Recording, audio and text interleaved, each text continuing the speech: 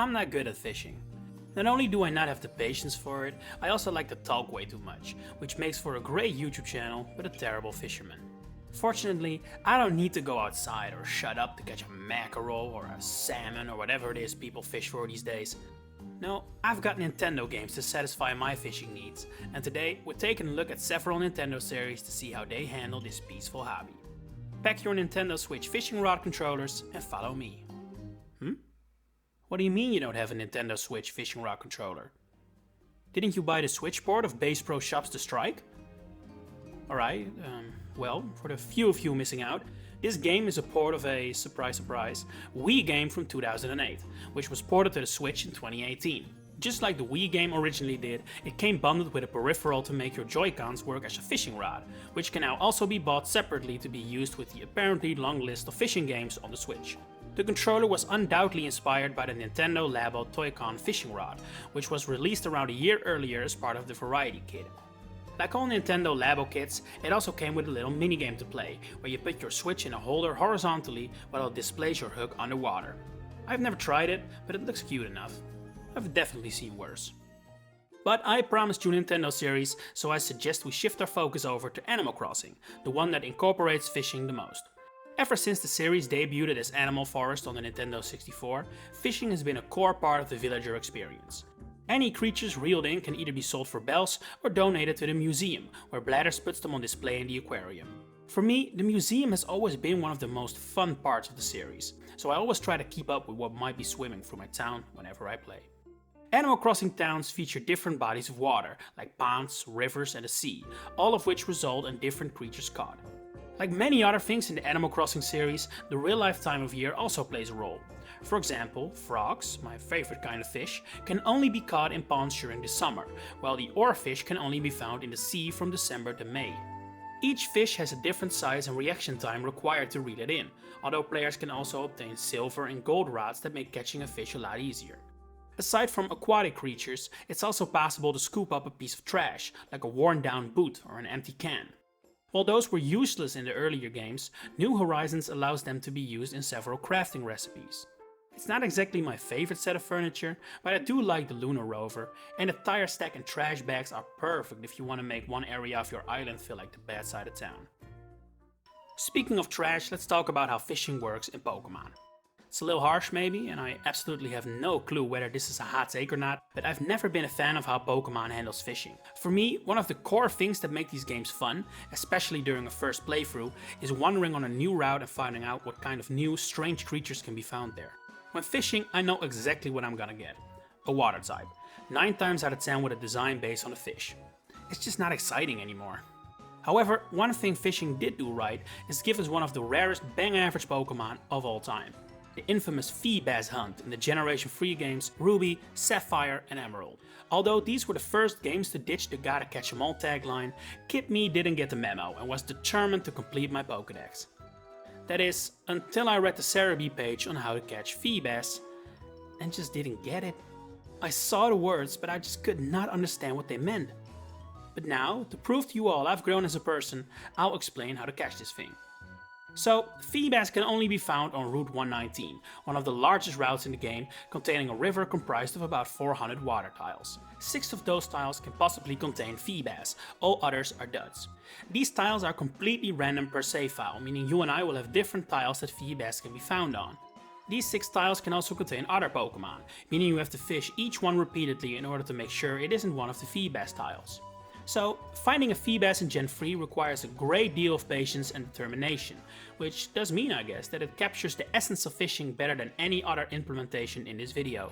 But one generation of suffering was enough. When the Hoenn region returned in Omega Ruby and Alpha Sapphire, Feebas could be found on any tile on the route.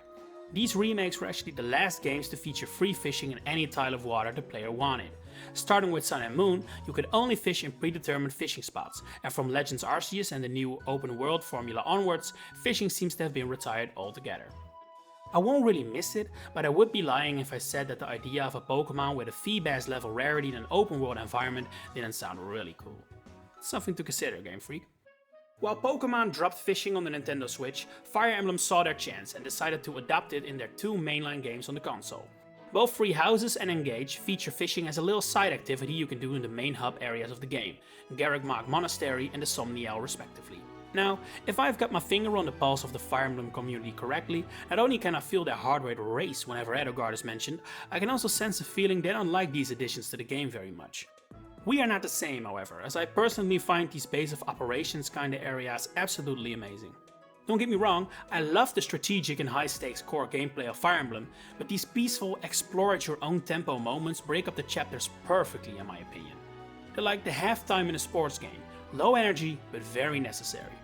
They take a lot of things that former Fire Emblem games would stuff away in boring menus and make them feel like a part of the world, which is great for world building and also further allows you to get to know your characters and enjoy the fantastic voice work done for them. And in the end, strong, fun and interesting characters are what Fire Emblem thrives on. I will admit that I can imagine they become more tedious during replays of the game, which is especially a problem with Free Houses, seeing as that encourages multiple playthroughs. I've never been a huge replayer of games though, I prefer new experiences. So I say, keep the hub areas coming. Anyway, we were talking about fishing I believe, so how exactly does that work?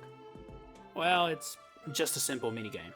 Not great honestly, it's cute once or twice, but in neither of the two games on Switch did I fish more than a few times. That said, I also don't think it's terrible, so I wouldn't mind it returning in future installments. I'm pretty sure it has its fans. Before we continue with a closer look at fishing in the Legend of Zelda series, I want to do a quick lightning round of other instances of fishing in Nintendo games, albeit examples I don't want to waste too much time on. We're going to start with the Game Boy Color and Advance versions of Donkey Kong Country, which feature a minigame known as Funky's Fishing. While riding on guard, Donkey or Diddy must reel in the fish Funky Kong requested in order to obtain points. There's also a multiplayer mode, where players compete for the highest score.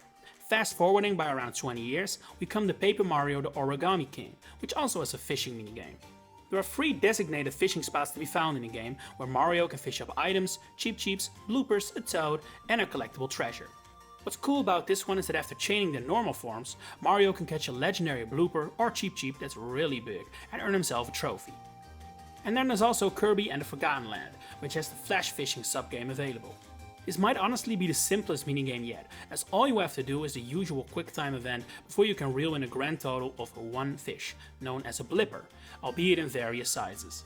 As always, the big one, the Bling Blipper, is the highly coveted fish, but no, with only 1 fish to catch, it doesn't hit the same. And it's definitely not the same kind of respect the Legend of Zelda gives fishing.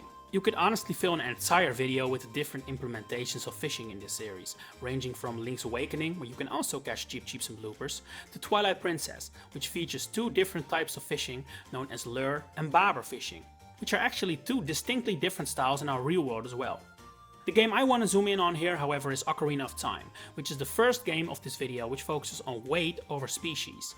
The goal for Link is to catch a fish heavier than the current record, and if successful, Link is rewarded with rupees.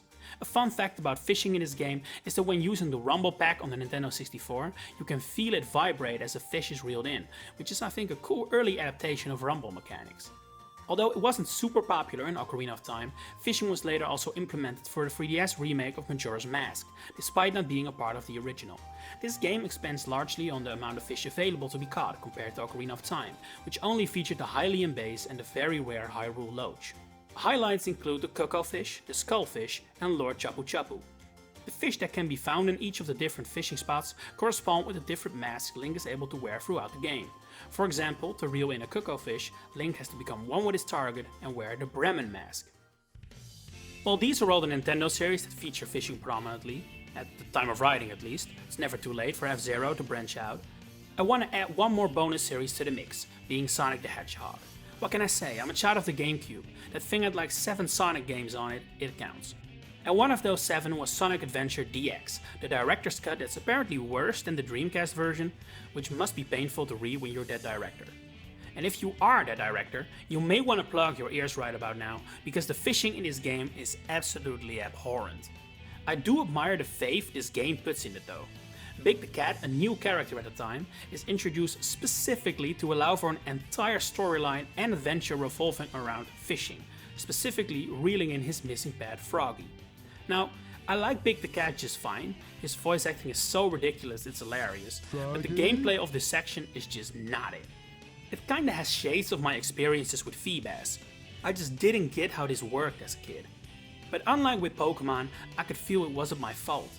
There's not a whole lot more to say about this than that it just flat out doesn't work, and on the rare occasions it does work, it's not interesting at all. Alternative gameplay styles in Sonic remain a much debated topic, one I will perhaps discuss at a later time, but this might genuinely be the worst of them all. And with that admittedly sour note, I'm gonna end our fishing trip.